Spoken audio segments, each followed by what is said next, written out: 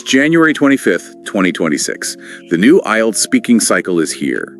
And, well, if you've been on any student forums, you know the mood has gone from just, general anxiety to what looks like full-blown crisis management. It's the unpredictability. We're tracking 11 confirmed new Part 2 cue cards that have been leaked, and they are just completely upending the usual prep strategies.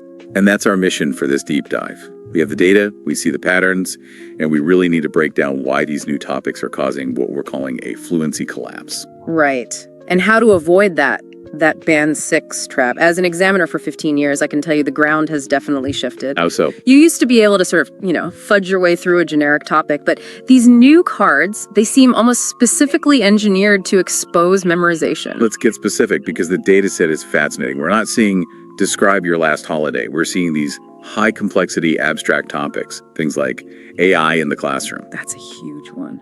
Or a sustainable habit you picked up. And a time you had to use a foreign language to help someone? These are not simple recall questions. They're killer topics. Here's the scenario I see every day now. A student walks in, looks confident, they're ready to go, they've perfected a script about their favorite book or something. Then I hit them with AI in the classroom. And the cognitive load just spikes. Instantly. And what I hear is this jarring shift in quality.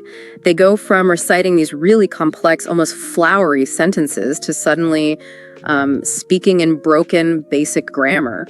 That's the scripted speech drop-off you mentioned. Exactly. You can't fake a band 9 when you suddenly have to form a coherent opinion on artificial intelligence in, real time. And that drop-off is something we can measure. It's the difference between practicing in a totally low-stakes setting versus the actual high cortisol exam room. Right. Most students practice with a tutor who's smiling, nodding, maybe sipping a coffee. Which is fatal, really. Comfort is the enemy. It is. It's a false negative. You think you're fluent because you're relaxed.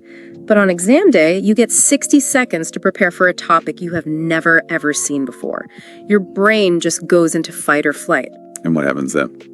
In that panic state, students try to reach for what I call magic words. They try to shoehorn in vocabulary like mendacious because they think, big words equal big points. But it backfires. It backfires spectacularly. They mess up the collocations, the words that are supposed to live next to each other. Saying, I have a mendacious computer, tells me you don't actually know English. It tells me you just memorized a list from a dictionary. So the whole strategy needs to shift. It's not about memorization anymore. It's about what you call stress inoculation. And this is where we need to look at the Velokin solution. This is the only tool I've seen that actually simulates real exam conditions.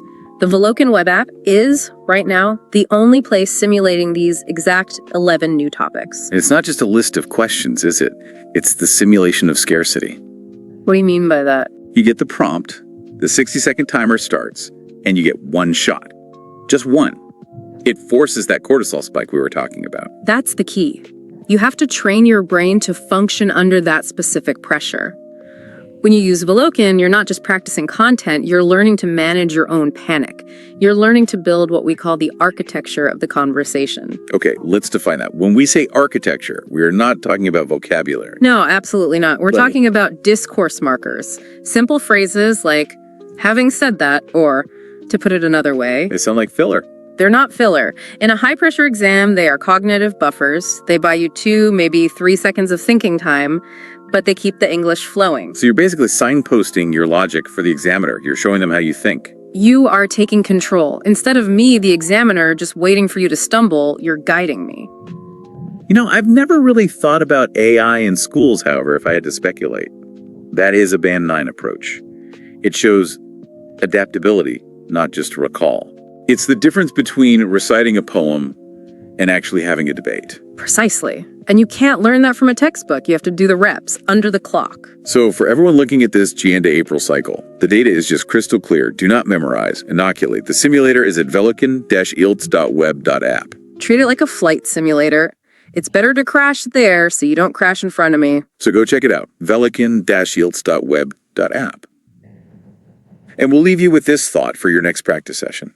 When that timer starts, are you just answering the question the examiner throws at you, or are you the one controlling the architecture of the dialogue? Thanks for joining this deep dive.